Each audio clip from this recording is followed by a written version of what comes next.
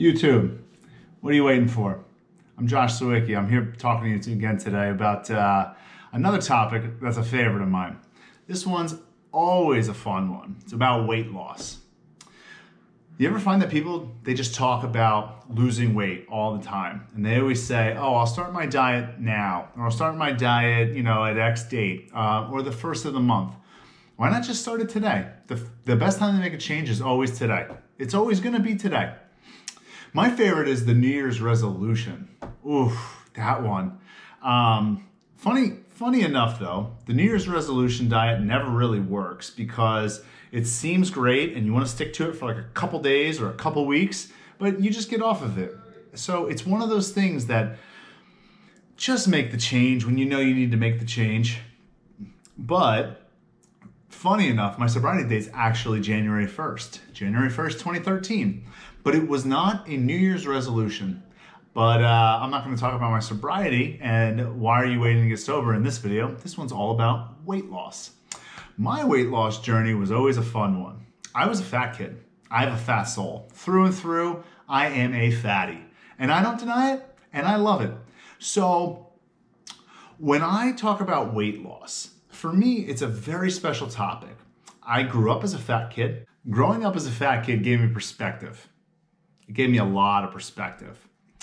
I always loved food. I think I dealt and I think I coped with things over food. I always loved to just eat whatever was available. Cookies, chips, soda, everything and anything I could get my hands on, I used to always just go after.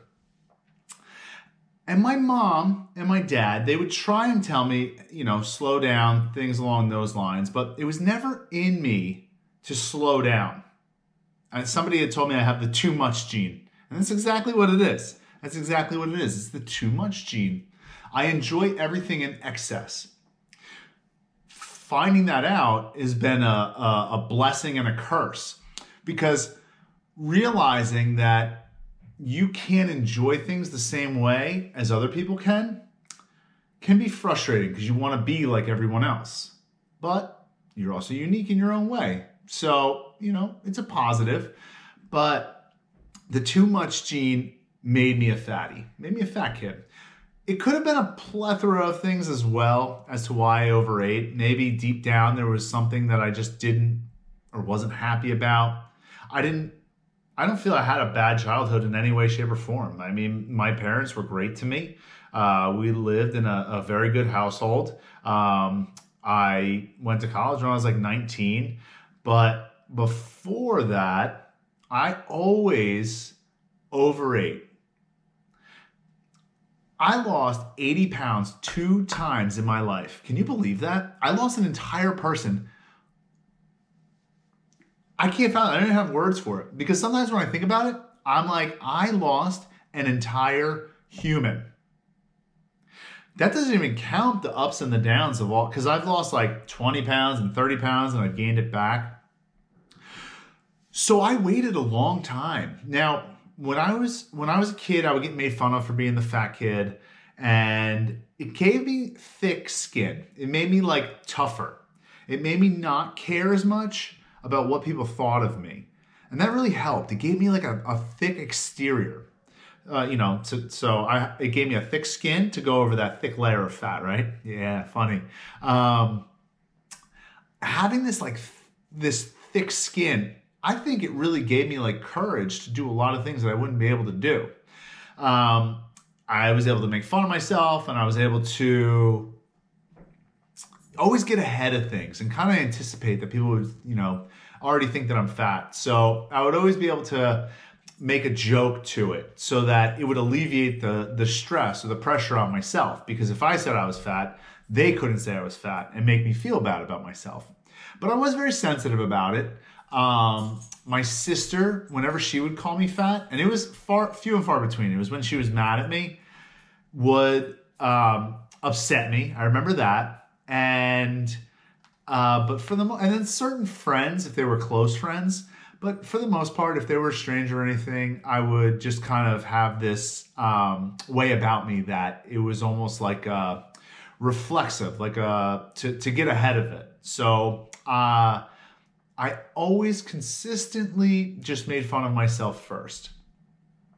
I was a kid. I mean, I was 16 years old and I went to the doctor and I was like 242 pounds. And the doctor really just said, you got to get this under control. Because as a kid, 16 as a kid, it really is. You don't really understand like the damage that you're doing to your body. I mean, to me, I just enjoyed Big Macs and cake and chocolate and, pizza, all that stuff. And I didn't realize the long-term effects that it could have on me. Physically, but emotionally as well. Emotional eating is a way to deal with things. It is a way for you to escape in the moment. So, like I said, I think part of it was that I just am a fat soul. I'm a fatty at heart. But I think part of it too is that I coped with things through food. So if I was unhappy, I think I overate. If something didn't go my way, I think I overate. If I was down about being fat, I think I overate. I overate, which in turn led me to being overweight. I realized I needed to make a change. And I was 16 years old and I knew I needed to do something about it. And so little by little, I just started cutting things out. I changed. I didn't drink soda anymore. I always enjoyed water, but I did like soda too. I stopped drinking any type of sugared drink. So no soda, no Arizona iced teas. And if I did, it was diet, which is not the greatest thing in the world because aspartame is not great for you. However, it was able to help me at least move on from sugared soda and sugared beverages, which, is in turn all you want. It's almost like when you're smoking and you go to the vape to then get off the nicotine totally. So I was able to lose the weight by making small changes. And I did this at 17 years old, my entire senior year. I remember it was the summer. I went to the doctor in like March, and this was 2001. And I got my license in May of 2001. And by then I had started making certain changes. I worked for the summer. And I remember going back in September to school, and people had noticed that I'd lost like weight. And at this point, I didn't really realize I'd lost weight. But it felt good with people telling me that. And even at work, I worked at Old Navy as a kid. I'm always going to refer to myself as a kid when I'm a teenager, because you are. And I remember this guy, Ron. I always looked up to him because he was like buff and, like he was just like a ladies' man. And I just thought he was cool. But in hindsight, he probably wasn't the best role model to have at 17 years old, considering I think he was like a mid-30s former Marine. And, thinking back, probably should have looked up somebody else. But I remember him telling me I looked good, like, because he said something about white color that I was wearing, but it just felt good that somebody had noticed that I had actually started making a change and I was losing weight. And to know that, I had been sacrificing things and people that I was looking up to were noticing it, it's a good feeling. It is a good feeling. Now, I was able to start and stay on this because once you kind of get rolling on something, as you start picking up the steam, it's easy to keep going. So I lost all the weight. I think it was by my end of senior year, I was able to get down to about 165. So I lost almost 80 pounds. I started going to the gym very regularly. I was living at home my freshman year of college and decided I wanted to go away. So I went away to college. Now, going away to college was one of the best and worst decisions of my life. One of the best because I realized I could function on my own. One of the worst because I realized I couldn't function on my own. So anyway, I went away and I found beer and everything. And, people, you're in college, you're eating like late food, and it just wasn't a good environment for me from that perspective. So I was able to slowly gain weight back. Anyway, keep going. Throughout my mid-20s, I gained weight. I ended up getting up to 265 pounds.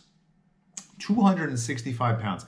I'm going to show you some pictures here right now, and you're going to understand why okay, that is me after I'd lost about 30 pounds. Again, after I'd lost about 30 pounds. Not very flattering. One of the worst pictures I've ever taken, but it's not my most hated picture.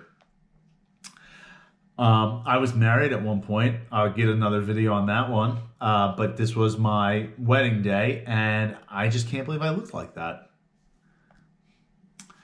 This picture, I had to recreate it because this is the one that really put me over the edge. I was just abysmal. I was just not proud of myself. In that photo, I was about to go on a journey where I was going over to London for a certain amount of time. I'm actually purchasing a suitcase that I wanted to bring to London on that, for that entire time. A person I was working with took that photo of me, and I had to laugh it off. But when I saw that photo, I was so ashamed of myself. Shame, I can't even describe it. That was 3 or 4 months before I got sober. Probably a little bit longer. But I remember now that I was just shame, so much shame. But I didn't want to do anything because it was just easier to stay fat, and it was easier to not lose the weight and, remain the same, and also just continue drinking. Here's the crux of it. It was easier. It was easier to stay fat than it was to get healthy because I didn't have to change anything. I didn't have to do anything differently. All I had to do was just keep going and eating the same way I was, having the same foods that I wanted to, drinking the exact same way that I wanted to. That was easy. But anything in life that's worth anything is not easy. What was I waiting for? Why was I waiting to make this change? Because it was affecting my health. I had very high blood pressure. It was 160 over 100. That was also because of the drinking. My cholesterol was over 500. A normal, healthy adult male, and this is on the high end, usually has 240. So there was just fat coursing through my blood. My liver count was high, and that's obviously because of the alcohol, but also because your liver metabolizes everything that you eat. It is the cleanser of your body. So I was filling it with garbage. I would eat McDonald's late at night, and Burger King and Wendy's and Chick-fil-A. And I was going out to lunch and eating at Colombian restaurants and Thai and everything. And I would have snacks as chips. I just didn't care. I didn't care about myself. It's really what came down to it. I wasn't taking care of myself because I didn't care about myself. So I just waited because it was easier to just stay fat. Until one day I realized it's not. It wasn't. It was not easier to stay fat. I wanted to live. I wanted to live my life. I'm living my life now. If I want to travel somewhere, I travel somewhere. I have travel stories and I can't even remember half of them. It's embarrassing sometimes. I can't. I remember that I did things, but I don't remember it. Like I know I did this or I know I did that, and I can't remember it. I didn't care about myself, and I just waited too long. But what I'm saying is that now I'm living. I'm living the way that I was always meant to live. I lost 80 pounds. I was 265 pounds. Today, I'm somewhere between 185 and 190. On a good day, 185. If I have a few slices of cheesecake on a bad day, yeah, probably closer to the 190.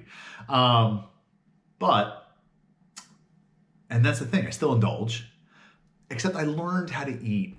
I learned how to take care of myself. and I care about myself. I didn't care about the way I looked. I didn't care about the way I felt. I didn't care about anything. I didn't care about my perception. Now I do. I care about the way I look. I care about how others perceive me. I care about my health. I make a joke. I want to live to 100 years old, maybe 120. I don't know. But I'm going to live a long, healthy life because I didn't wait and sit back for the health problems to continue. I was put on blood pressure medication. I was put on high cholesterol medication, and the doctor was scolding me. He had me coming back every single week for weigh-ins. It was embarrassing. But and the sad part is that I can't remember that doctor's name because I was still drinking. But that doctor, he saved me. I saved myself. I did. Because, I'll get into that in another story. But I was done. I was just done. So I lost almost 20 pounds with this doctor on my butt. Then I had lost almost 30 pounds.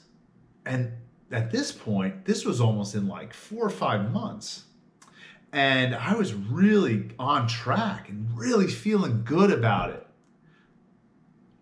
But the thing is I took control of it. I didn't want to wait. You can't wait. If you know something is not good for you, get it out of your life. Just get it out of your life because you want to live a life. You want to live a life. Living and existing are two different things. I was existing. Now, I'm living. I used to lose. I used to lose every single day. I'm a failure. Don't forget that. I'm a failure. Now, I win. I get to win every single day. I'm just winning. And it's not that like it's a competition. It's the fact that I was in such a bad place. And I went from here all the way to here. But I did it because I wanted to make a difference and I wanted to change the way that I was existing. And so that's why I'm winning now. Because now I'm able to do the things. I'm able to travel and remember and tell my travel stories. Like the time I went to the Grand Canyon or went to Yosemite, or ran across the Golden Gate Bridge because it was about to close, like the pedestrian path. But I can remember these stories now and it's beautiful. It's a beautiful thing because I stopped waiting and I just did it because I had to do it. And I didn't make a certain date out of it. I went to the doctor and he told me, you're going to have a stroke within the next 5 years. It's exactly what he said. And it scared the shit out of me. Excuse my language. But it scared the shit out of me. I didn't know what to do. I just listened to him. And I knew I wanted to do it. And I knew I didn't want to do it for anybody. I almost wanted to prove him wrong. But I'm thankful for him. I can't remember his name though because I just can't. But I'm thankful for him. And I wanted it for myself. And that's why I stopped waiting. Because I wanted it for me. You have to want it for yourself. You do. You have to want it for yourself and nobody else. My videos are long. If you're listening, maybe I'll figure out a way to shorten them at some point. If not, I hope you're getting something out of it. My name's Josh Sawicki. All I want to know is what you're waiting for. You should hit that subscribe button if you want to know more about my life.